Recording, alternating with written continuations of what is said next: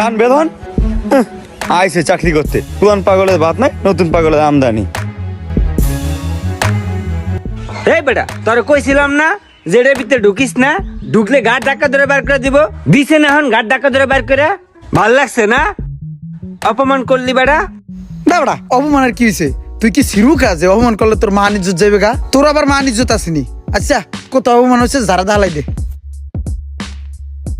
খালি যারা দিল হইব, সব জায়গায় অপমান হয়েছি বেটা। এটা বাসা যায় গোসল করতে হইব সোনার উপর পানি দিয়া, তাইলে মনে হয় যাইব না।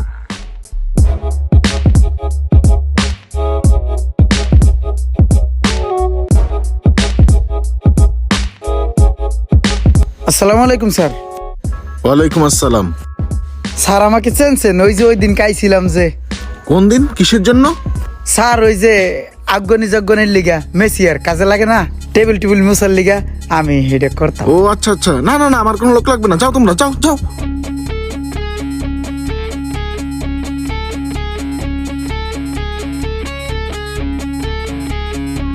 তুই বেটা একটা বেহাইয়া আনাড়া, তুই একটা নাক কাটা মানুষ বেটা। তোর ঘিন নাই, পিত্ত নাই, লজ্জা নাই, শরম নাই, কিচ্ছু নাই। তোর সেদিনকে এত অপমান করলো, তোর থাপড়া দিল, তোর গায়ে লাগে নাই? আজকে আবার আইসোস অপমান হইতে, লগে আমায় লইছস। আমি একটা মারি কাটার কাম ঠিক করছি, চল আমার লাগে মারি কাটবি, তাও সম্মান পাবি। চল চল।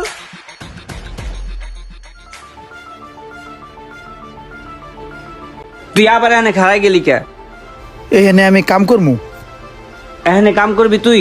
হ্যাঁ। তোর বেটা শরম লজ্জা বলতে কিচ্ছু নাই বেটা। তুই একটা কাড়ালের আড়া বেটা। থাক তুই হালার করে হালা, হালার করে হালা।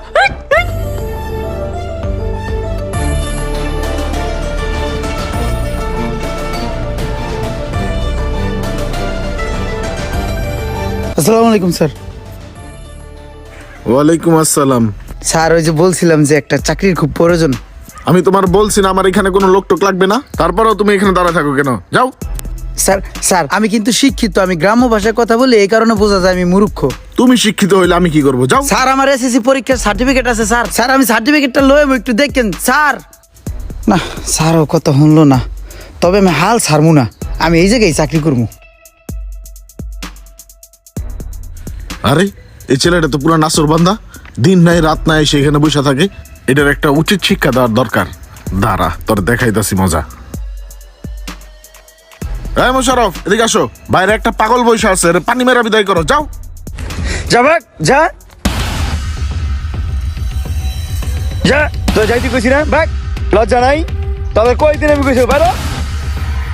এত বড় অপমান করলি, পানি মেরে ভিজাই দিলি, তাতে কি হয়েছে? আমি আবার আমু।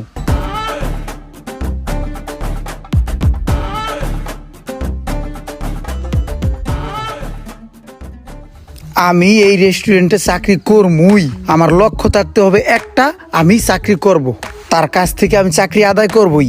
বিরক্ত হয়ে হলেও চাকরি দিবে, অথবা মায়ায় পড়ে হলেও চাকরি দিবে। আমি প্রতিদিন একবার হলেও তার চোখের সামনে আসবো। আরে ভাই তুই প্রতিটা দিন কেন আমার এইভাবে জ্বালাতন দেস?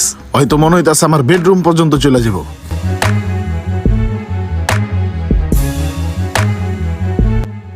আশেপাশে খেয়াল রাখতে হবে, আবার কুত্তা দিয়া নি দৌড়ানি দেয়, আমি আবার কুত্তারে ভয় পাই। এই লোকটারে যে এখন কি করি? এই লোকটা প্রত্যেক দিন এসে আমার রেস্টুরেন্টের সামনে দাঁড়ায় থাকে। এরকম দাঁড়ায় থাকলে তো কয়দিন পর আমার কাস্টমারই ঢুকবে না। না, আজকে এর একটা সঠিক সমাধান করতে হইব। আসসালামু আলাইকুম স্যার। না, ওরা তো দেখা মনে হইতাছে ও একটা ধৈর্যশীল লোক। ওর জায়গায় অন্য কোনো মানুষ হলে অনেক আগেই চলে যেত এখান থেকে। যেহেতু ও মোটামুটি শিক্ষিত, ওর একটা চান্স দিয়ে দেখা যায়।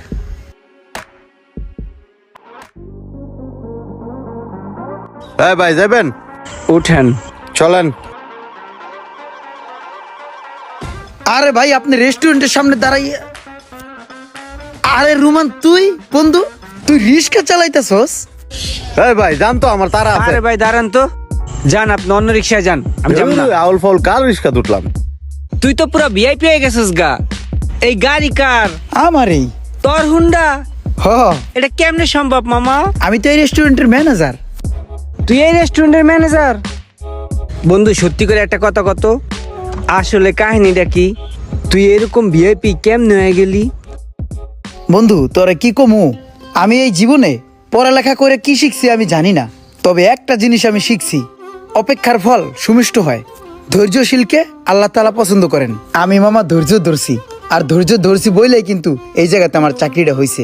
বুঝছস মামা, আজকে আমি এই রেস্টুরেন্টের ম্যানেজার। আমার দেশের বাড়িতে একটা ঘরও দিছি, একটা হুন্ডাও কিনছি, আরো অনেক স্বপ্ন আছে আমার।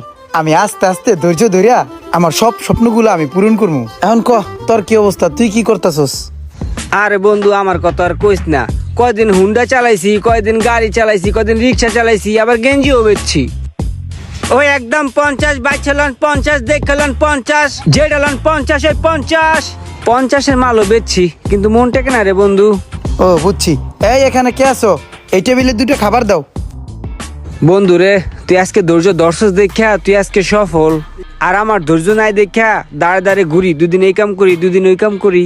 বন্ধু এমনি আর পোষায় না, আমি তোরতে শিখছি, আমি আনতে ধৈর্য ধরুম। বন্ধু দে আমার একটা চাকরি দে বন্ধু, আমি ধৈর্য ধরে চাকরি করবো বন্ধু। তুই ধৈর্য ধরতে পারবি? করবি চাকরি? হ বন্ধু, ধৈর্য ধরে চাকরি করবো। আচ্ছা ঠিক আছে, আমি দেখতেছি ব্যাপারটা। বন্ধু দেহি না দে, বিশ্বাস কর আমি ধৈর্য ধরে চাকরি করবো, সারা জীবন তোর এই কামই করবো। ও আচ্ছা, মনে কর তোর চাকরি আমি দিলাম, রিল্যাক্স।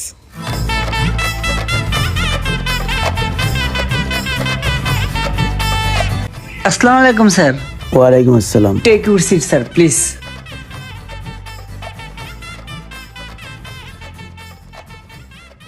এই ওয়েটার, টেবিলটা পরিষ্কার করো তো।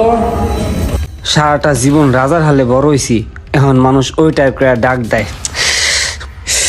মিজাজটা যা গরম হয়। এই মানুষের জানে সহ্য হয় এই ময়লা পরিষ্কার করা। দে ভাই প্লেটটা একটু দেন তো। কি কি বললা তুমি? ওইটা একটু দেন। আমি এটা দেব? তোমার মাথা ঠিক আছে? ঠিক আছে, দেওয়া লাগবো না। কেমন এক জমিদের ভাব দেখায়, বাবে বাসে না। এই সাঁতার কামড় লেগে আমার অপমান করলো। ধ্যাৎ, এই কামই করবো না, এই কামই আমি ছেড়ে দেবো। তোর এই চাকরি আমি